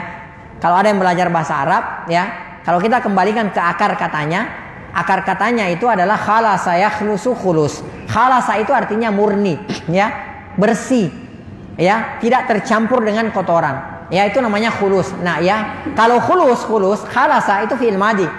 Ya, kalau yakhlusu itu fi'il mudhari. Jadi past tense present. Kata kerja lampau, kata kerja sedang. Present sedang. Kemudian khulus namanya masdarnya. Ya, jadi kalau khulus itu adalah bening, ya, murni, itu namanya khulus. Ya. Nah, kemudian dari kata kerja akar kata khalasa yakhlu khulus, maka kemudian dijadikanlah menjadi sulasi mazid fi. Kalau yang belajar ilmu saraf itu pasti tahu. Ya, itu sulasi mazid fi. Dari 3 huruf ditambah menjadi 4 huruf. Ya, dari kata khalasa yakhlu khulus menjadi akhlasa yukhlisu ikhlas. Ya, kalau khalasa yakhlusu, ya, itu fiil kata kerja yang la yahtaju ila maf'ul. Ya, namanya fiil lazim. Ya, fiil lazim. Kata kerja yang tidak membutuhkan objek. Ya, jadi kita katakan misalnya khalasal asalu. Ya, madu tersebut murni. Ya, itu tidak membutuhkan kepada objek, tidak membutuhkan kepada maf'ulun bihi. Akan tetapi kalau kita jadikan menjadi sulasi mazid fi, ya, ditambah 1 huruf yang tadinya 3 ditambah menjadi 1, akhlasa yukhlisu ikhlas, ya, akhlasa fi'il madinya, yukhlisu fi'il mudarinya, kemudian ikhlas adalah masdarnya yang kita kenal dalam bahasa Indonesia. Ikhlas itu isim masdar dari kata kerja akhlasa yukhlisu. Itu maknanya fi'il menjadi fi'il yang muta'addi, fi'il ladzi yahtaju ila maf'ulun bihi. Ya, fi'il yang membutuhkan objek. ya kita masukkan ke dalam contoh misalnya akhlasa Zaidun ya al-asala, ya Zaid ya memurnikan madu, ya. Atau misalnya kalau dalam bahasa agama akhlasa Zaidun niyatahu, ya Zaid mengikhlaskan, memurnikan niatnya, ya. Jadi kata ikhlas itu berasal dari kata kerja khalasa yakhlusu khulus, ya. Kemudian menjadi thulasi mazid fi akhlasa yukhlisu ikhlas, ya. Jadilah artinya mengikhlaskan atau memurnikan. Itu secara apa? Secara etimologi atau secara bahasa. Insya Allah yang belajar bahasa Arab pasti tahu. Tapi kalau nggak belajar bahasa Arab itu agak bingung, ya.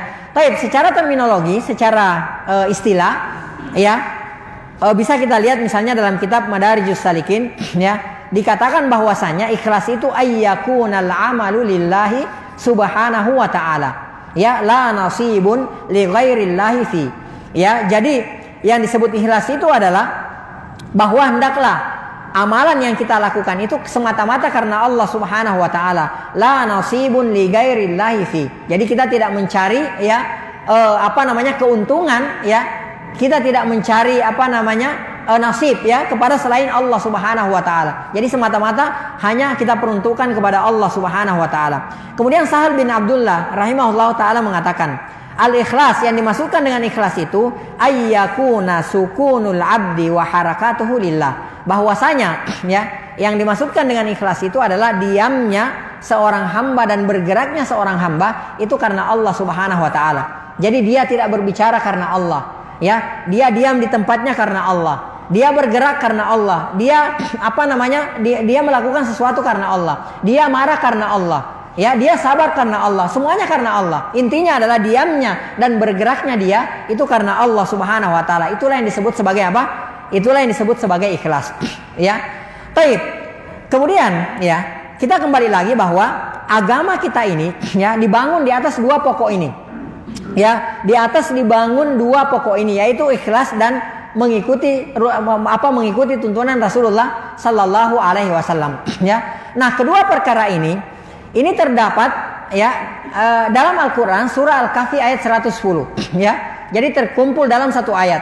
Allah Subhanahu wa taala berfirman, ya, "Faman kana yarju liqa'a rabbih." Maka barang siapa yang mengharapkan pertemuan dengan Allah Subhanahu wa taala, falyamal amalan sholiha. Maka yang pertama apa yang dia lakukan? Hendaklah dia melakukan amalan soleh. Menurut para ulama, yang dimaksudkan, yang didefinisikan sebagai amalan soleh itu adalah amalan yang mengikuti tuntunan Rasulullah Sallallahu Alaihi Wasallam. Ya, jadi kalau misalnya kita melakukan satu amalan dan itu menyelisihi tidak seperti tuntunan Rasulullah SAW, menyelisihi tuntunan Rasulullah SAW, maka walaupun zahirnya itu adalah amalan soleh, akan tetapi kita tidak bisa katakan bahwa itu adalah amalan soleh. Karena yang dimaksudkan dengan amalan soleh kata para ulama adalah amalan yang mengikuti tuntunan Rasulullah Sallallahu Alaihi Wasallam. Ya. Nah, kata Allah Subhanahu Wa Taala, "Faman kana yarju liqa'a rabbih," maka barang siapa yang menginginkan pertemuan dengan Allah Subhanahu Wa Taala, falyamal amalan soleha, maka hendaklah dia beramal ya soleh. Dalam artian di sini bahwa melakukan satu amalan yang ada tuntunannya dari Rasulullah Sallallahu Alaihi Wasallam. Kemudian yang kedua, ya, wala yusyrik bi ibadati rabbih ahada, dan janganlah dia menyekutukan dalam amalannya tersebut, ya, janganlah dia menyekutukan Allah Subhanahu wa taala terhadap seorang pun. Ya, artinya betul-betul amalan yang dia lakukan itu karena semata-mata karena Allah Subhanahu wa taala, ya. Perhatikan, ya, sekalipun amalan kita, sebanyak apapun amalan kita, bahkan amalan kita sepenuh langit dan bumi, jika tidak ikhlas, maka tidak mungkin diterima oleh Allah Subhanahu wa taala. Walaupun misalnya nih, kita setiap bulannya menyumbang $1 juta misalnya, ya. Akan tetapi kita tidak ikhlas, ya. Kita menyumbang karena ingin dipuji, ingin dilihat atau ingin didengarkan orang, maka Allah Subhanahu wa taala tidak akan mungkin menerima amalan kita tersebut. Ya. Allah Subhanahu wa taala berfirman dalam hadis qudsi, ya. Man amila amalan, barang siapa yang mengerjakan satu amalan apapun itu, ya, baik itu amalan kecil maupun yang besar, amalan apapun itu, asyraka fihi ma'i ghairi, ya, yang mana kata Allah Subhanahu wa taala, dia mensyirikatkan aku, ya, dia mensyirikatkan kata Allah Subhanahu wa taala, afwan ana agna syuraka anisyirki, ya, aku adalah zat yang paling tidak membutuhkan syirikat, ya. yang paling tidak membutuhkan sekutu itu Allah Subhanahu wa taala. Jadi Allah tidak butuh kepada sekutu. Man amila amalan, barang siapa yang mengerjakan suatu amalan apapun itu, kata Allah Subhanahu wa taala, asyraka fihi ma'i ghairi, yang mana dia mensyirikatkan aku pada amalan tersebut, taraktuhu wa syirkahu, maka aku tinggalkan dia dengan kesyirikannya. Ya, artinya tidak ada hajatnya Allah Subhanahu wa taala menerima amalannya tersebut. Ya, jadi sekali lagi, sebanyak apapun amalan kita, walaupun itu sepenuh langit dan bumi, akan tetapi tidak ikhlas, ya tidak semata-mata karena Allah Subhanahu wa taala, maka pasti amalan tersebut tidak diterima oleh Allah Subhanahu wa taala. Demikian pula sebaliknya, ya. Sebanyak apapun amalan kita, ya, kalau misalnya walaupun ikhlas akan tetapi tidak mengikuti tuntunan Rasulullah SAW, maka itu tidak akan diterima oleh Allah Subhanahu wa taala, ya. Baik. Ikhwati fillah wa akhwati fiddin rahimani wa rahimakumullah taala jami'a. Kemudian di sini beliau, ya, rahimahullah taala, hafizahullah taala, membawakan dalil dalam Al-Qur'an surah An-Nisa ayat 125.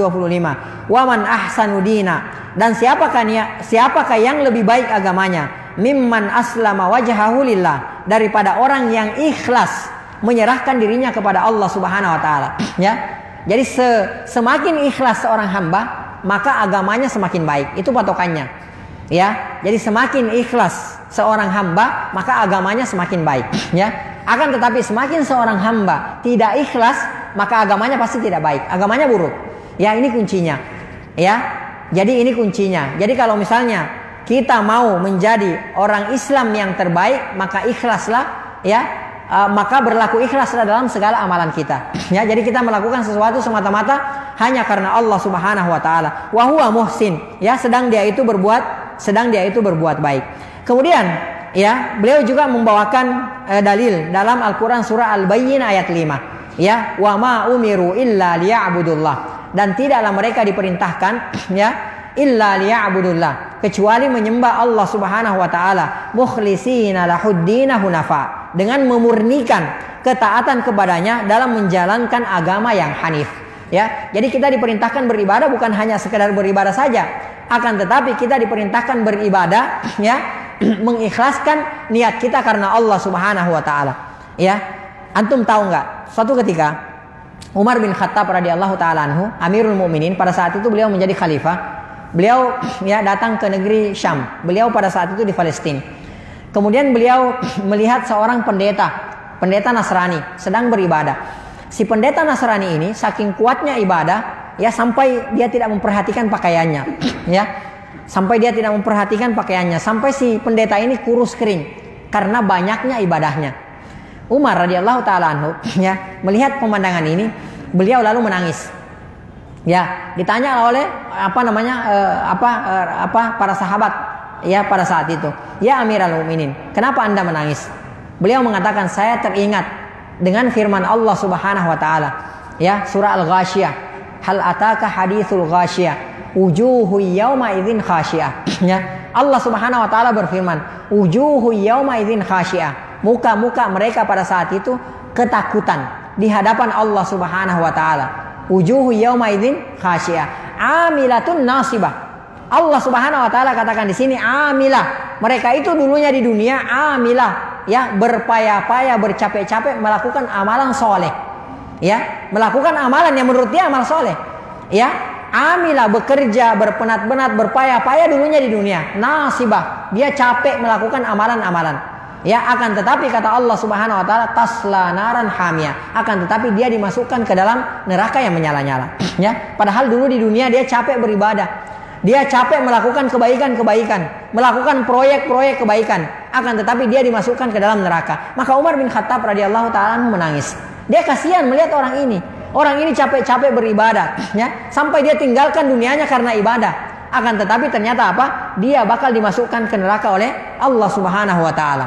Ya, jadi bahaya. Makanya disinilah pentingnya kita mempelajari, ya, dua usul ini, ya, dua pokok agama kita ini, yaitu apa? Yaitu ikhlas dan mengikuti tuntunan Rasulullah Sallallahu Alaihi Wasallam. Ya, dalam Al-Quran Allah Subhanahu Wa Taala katakan, ya,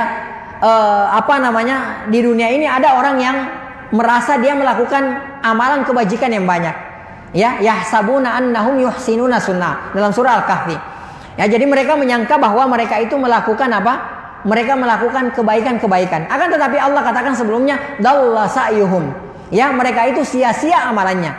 Ya, sia-sia amalannya. Karena kenapa? Boleh jadi dia beramal, boleh jadi dia ikhlas, akan tetapi dia tidak mengikuti Rasulullah. Boleh jadi dia mengikuti Rasulullah, akan tetapi dia tidak ikhlas. Atau bahkan boleh jadi dia tidak ikhlas dan dia tidak mengikuti Rasulullah SAW. Dan nanti akan dibahas dalam kitab ini.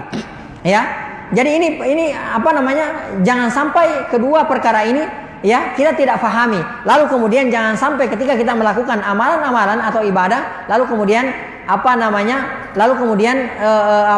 Kita tidak ibadah kita tidak dibangun di atas dua pokok agama kita ini, ya. Wallahu taala alam bisawab. Mungkin ini saja yang bisa saya sampaikan. Ya, insyaallah kita akan lanjutkan pada pertemuan berikutnya. Ya, wallahu taala alam bisawab. Mohon maaf jika ada yang kurang itu dari saya pribadi, dari syaitan dan dari lemahnya ilmu. Yang benar itu semua datangnya dari Allah Subhanahu wa taala. Apa yang salah, apa yang keliru yang saya ucapkan, Allah dan Rasulnya berlepas diri dari kekeliruan tersebut, ya. Baik, mungkin kalau ada yang mau ditanyakan, ya, 1-2 pertanyaan sebelum kita akhiri, silakan.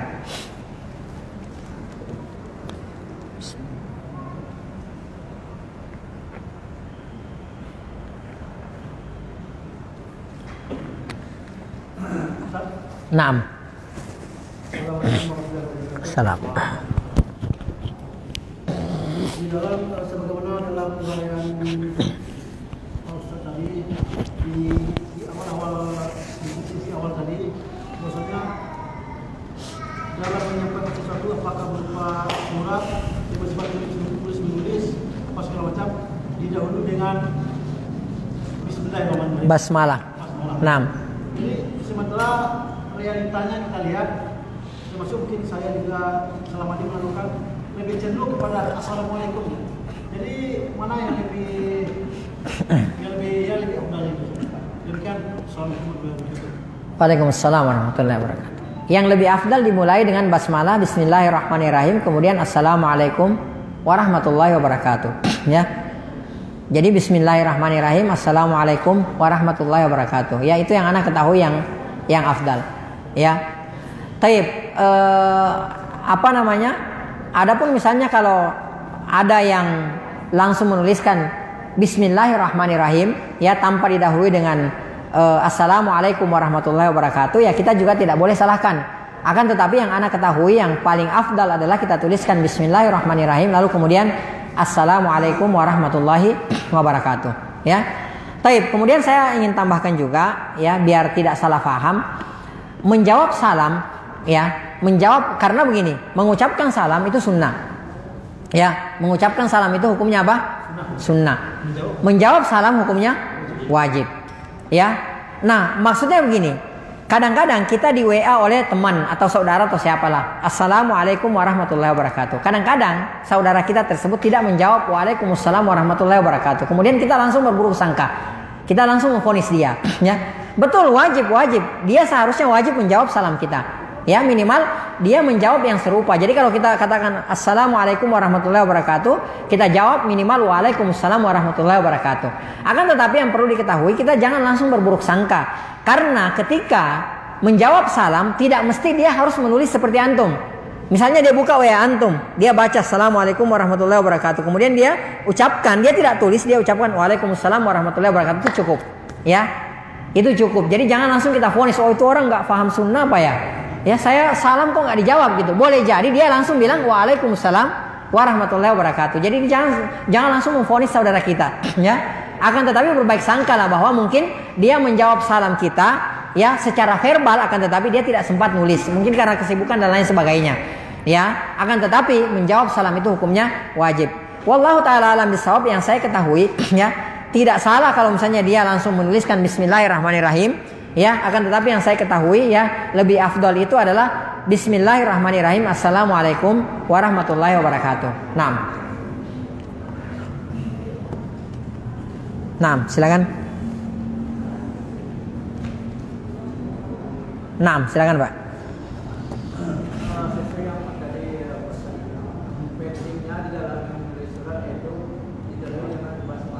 Naam. Sekarang kita lihat dalam kepala setiap surat, mulai dari kepala sampai tulis kepalanya dari surat At-Taubah. Naam. Jadi pertanyaan saya, kenapa atau sebabnya tidak ditulis dengan basmalah? Nah, di antara sebabnya karena kata para ulama bahwa surat Taubah itu masih masuk bahagian di surah sebelumnya. Ya, di surah sebelumnya, dan di surah sebelumnya itu sudah ada basmalahnya. Ya, wallahu taala alam bisawab. Itu yang saya ketahui. Ya, di antara sebabnya, ya. Untuk yang lainnya insyaallah nanti menyusul, ya. Tapi yang saya ketahui seperti itu karena masih ada bahagian surah At-Taubah ini masih masuk bahagian di surah sebelumnya. Ya. Dan di surah sebelumnya itu sudah dimulai dengan Bismillahirrahmanirrahim, ya. Wallahu taala alam bisawab. Naam.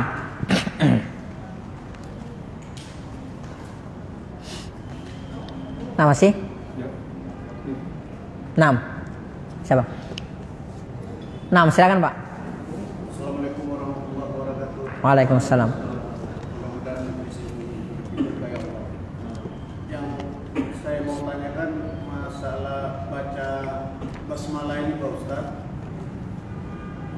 Apa fungsi doa-doa sebelum kita mau mengerjakan sesuatu? Jangan kita membaca basmalah, mana yang lebih utama, Ustaz?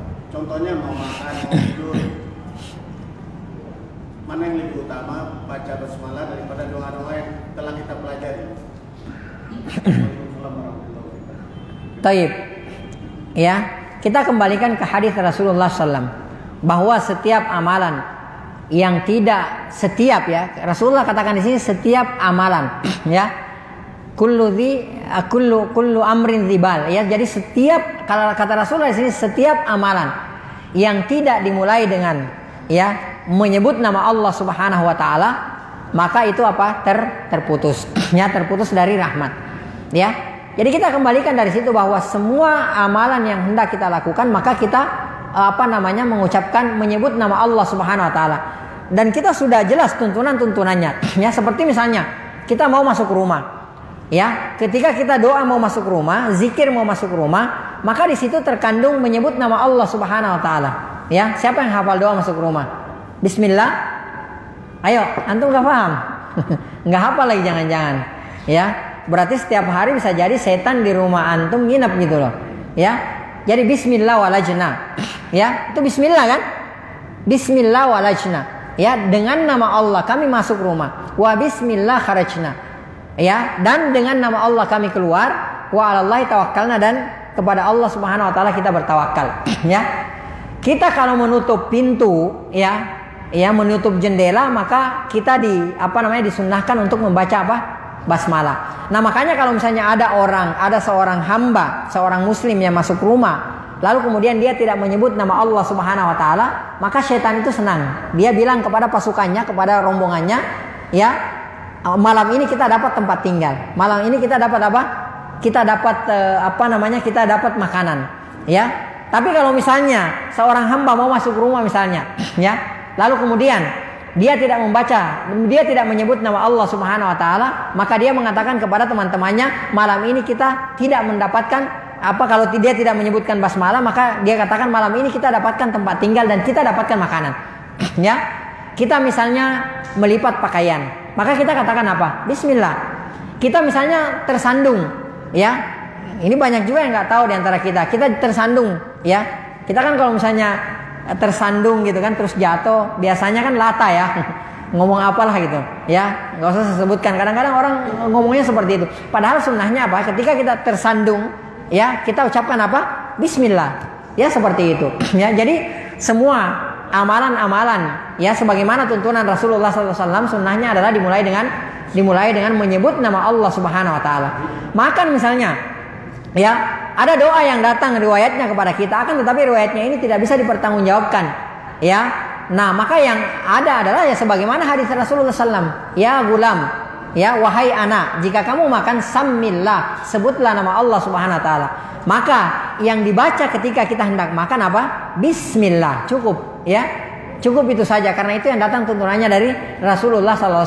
Adapun doa makan yang dari kecil kita diajarkan, ya, Allahumma barik lana fima razaqtana, itu tidak bisa dipertanggungjawabkan. Hadis ini tidak boleh disandarkan kepada Rasulullah karena hadis ini dhaif gitu kan, seperti itu, dan kita tidak boleh sandarkan kepada Rasulullah.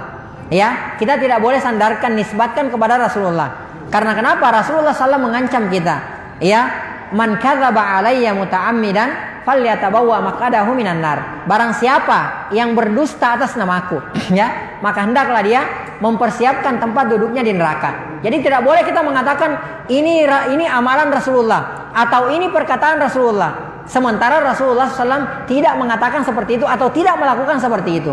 Ya, nah kalau ada hadis dhaif yang datang kepada kita, maka kita tidak amalkan. Ya, dan kita tidak pakai hadis tersebut. Karena kenapa? Ya, dikhawatirkan kita mengatasnamakan Rasulullah SAW. Ya, padahal Rasulullah tidak lakukan itu. Karena hadis ini tidak bisa dipertanggungjawabkan. Sementara Rasulullah mengancam kita, man kadzaba alayya muta'ammidan falyatabawwa maq'adahu minan nar. Barang siapa yang berdusta, ya sengaja berdusta atas namaku, maka hendaklah dia mempersiapkan tempat duduknya di neraka. Ya, wallahu taala a'lam bisawab. Ya. Jadi kalau kita mau tidur ya bismillah, ya seperti itu ya. Jadi kita mulai dengan menyebut nama Allah Subhanahu wa taala. Bahkan kalau berwudu pun kita menyebut nama Allah Subhanahu wa taala. Ya, Allah taala a'lam bisawab. Naam, silakan, Pak. Assalamualaikum.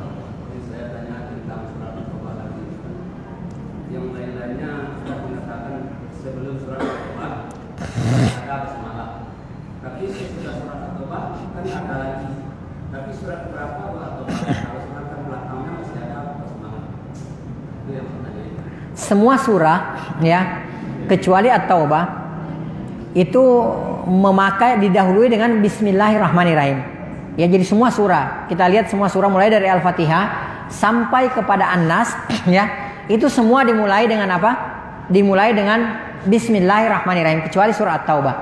Dan para ulama berbeda pendapat, ya, apakah Bismillahirrahmanirrahim ini masuk bagian dari ayat atau bukan. Ini terjadi perbedaan pendapat di antara para ulama. Ya, Allah taala misal. Jadi semua surah yang ada dalam Al-Qur'an dimulai dari Al-Fatihah, Ummul Kitab, ya, sampai kepada An-Nas, ya, itu semua dimulai dengan Bismillahirrahmanirrahim kecuali surah At-Taubah. Ya, Allah taala alam sawab.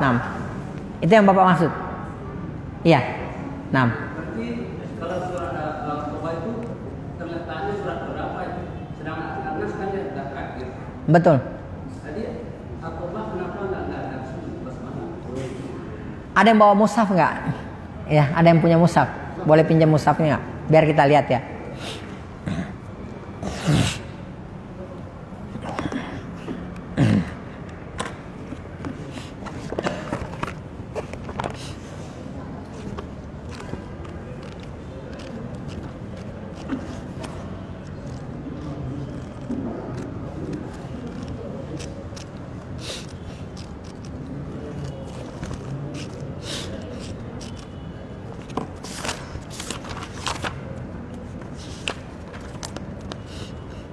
Taib.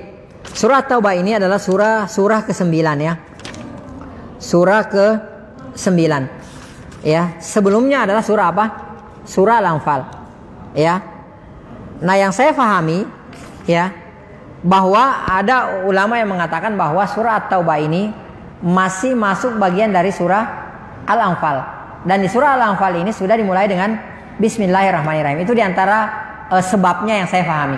Ya. Nah, setelah surah At-Taubah ya, nanti antum bisa lihat ya, surah ke-10. Saya nggak hafal ya. Ya, nanti masuk surah Yunus dan seterusnya, itu sudah dimulai dengan Bismillahirrahmanirrahim sampai kepada surah An-Nas. Ya. Wallahu taala alam shawab. Ada lagi?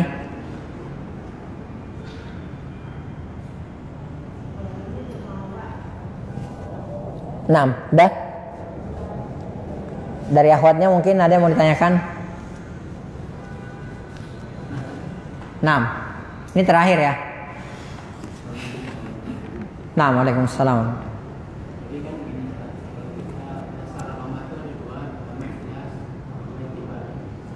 Bagaimana nanti kalau kita udah pakai dua-duanya sama ikhlas, kedua contoh Rasul, kita tahu contoh di dalam sholat, tahu udah ikhlasnya dan itu sesuai tuntunannya, lalu kita dalam sholat itu kita nafsu jam ini. Taib.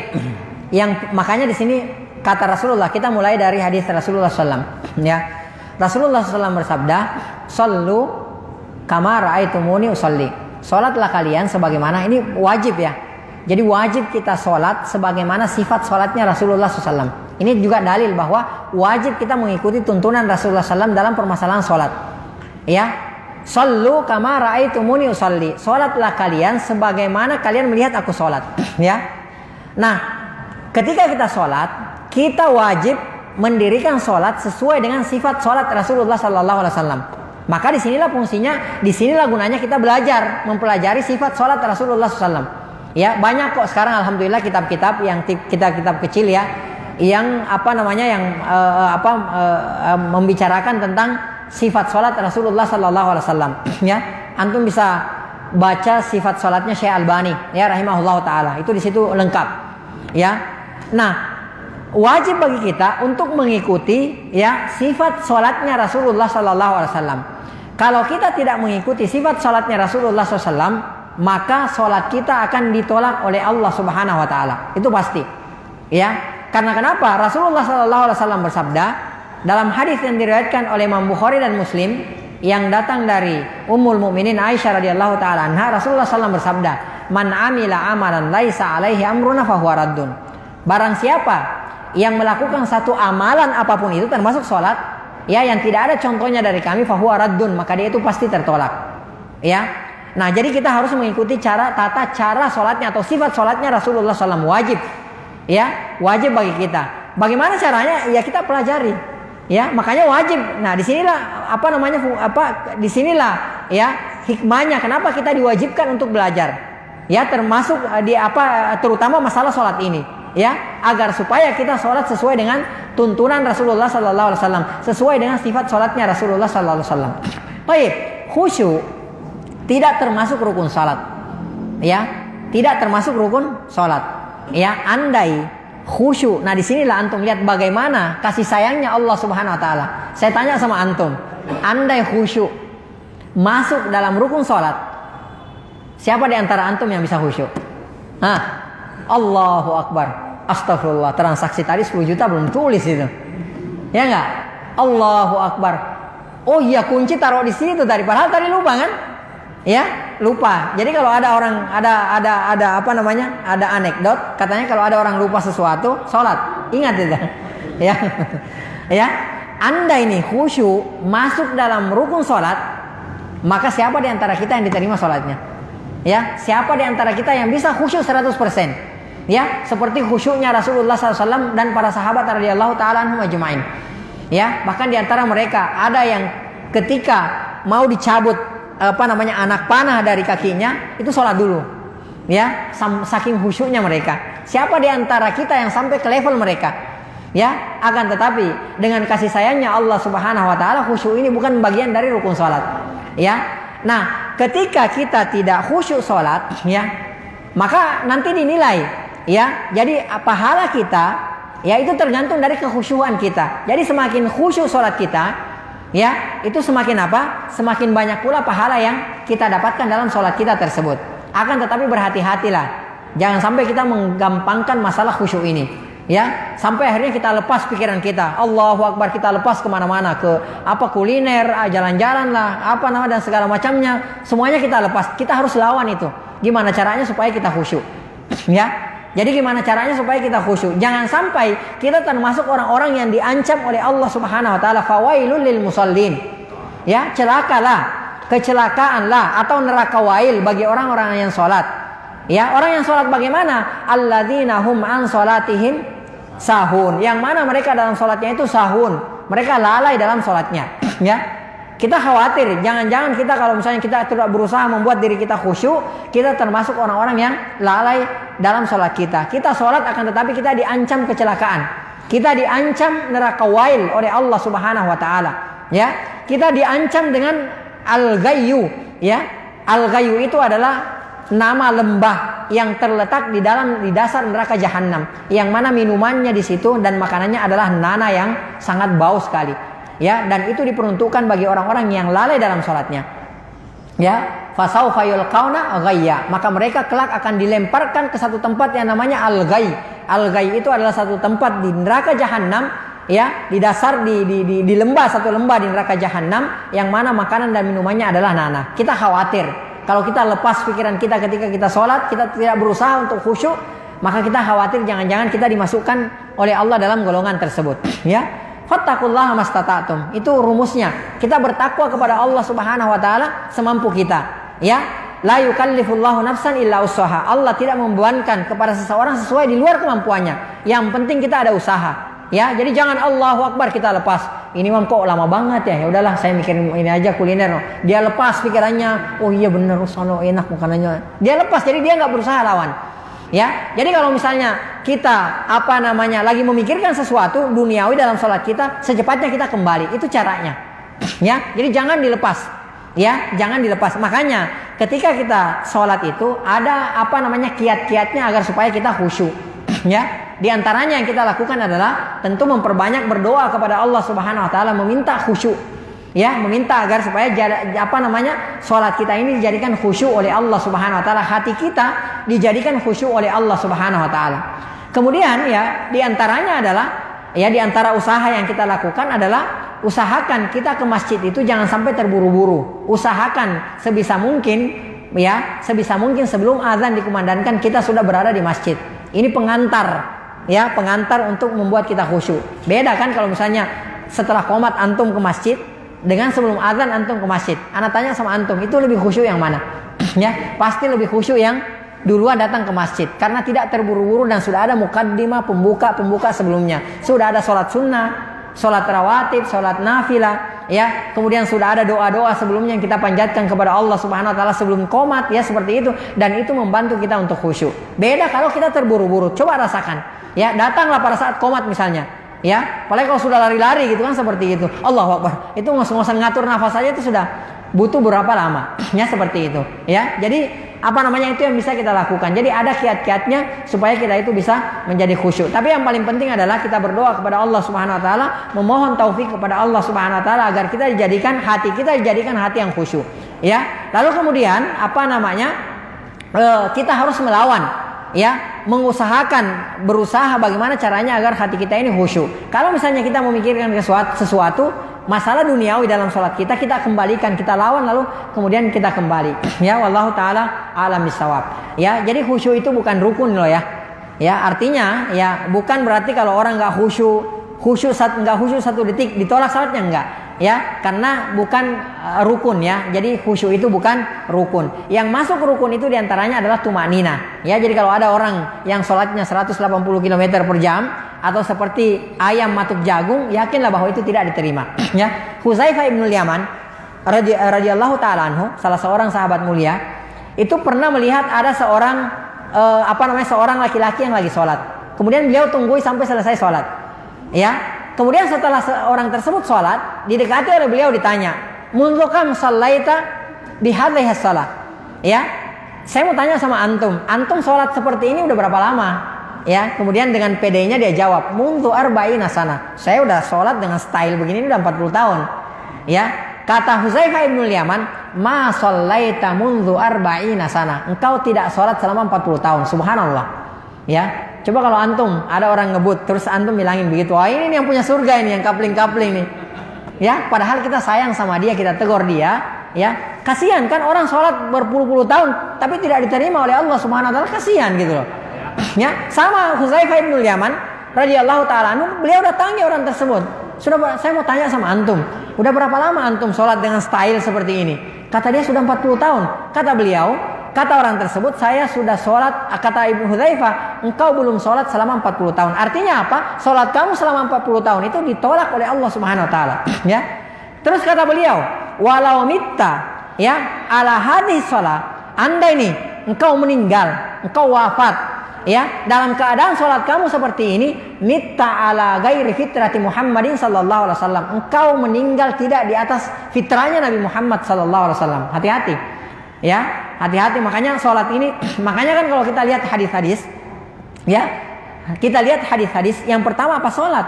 Ya, awwalu ma yuhasabu bil abdu yaumil qiyamah apa? As-sholat.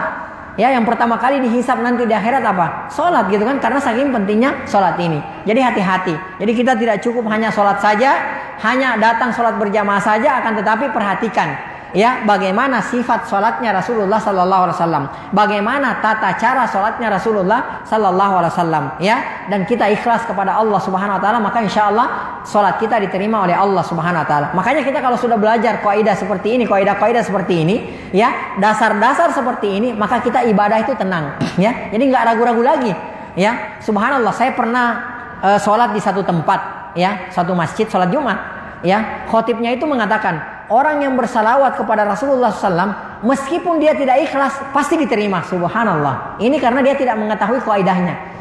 Ya, dia tidak mengetahui kaidahnya. Kata dia, orang yang bersalawat kepada Rasulullah walaupun dia tidak ikhlas pasti diterima ibadahnya tersebut. Subhanallah. Padahal Rasulullah SAW sendiri yang katakan bahwa Allah sendiri yang katakan bahwa orang yang tidak ikhlas beribadah pasti tidak diterima oleh Allah Subhanahu Wa Taala walaupun ibadahnya tersebut sepenuh langit dan bumi. Ya, wallahu taala alam bisawab. Mungkin ini saja yang bisa saya sampaikan, ya, kurangnya mohon dimaafkan. Sekali lagi yang kurang itu dari saya pribadi, dari syaitan dan dari lemahnya ilmu. Yang benar itu semua datangnya dari Allah Subhanahu Wa Taala. Apa yang salah, apa yang keliru yang saya ucapkan, Allah dan Rasulnya berlepas diri dari kekeliruan tersebut. Kita tutup dengan doa subhanakallahumma bihamdik asyhadu an la ilaha illa anta astaghfiruka wa atubu ilaik. Hadani Allahu wa iyyakum wa sallallahu ala nabiyyina Muhammad wa ala alihi wa sahbihi ajma'in wa akhiru da'wana anil hamdulillahi rabbil alamin. Assalamualaikum warahmatullahi wabarakatuh.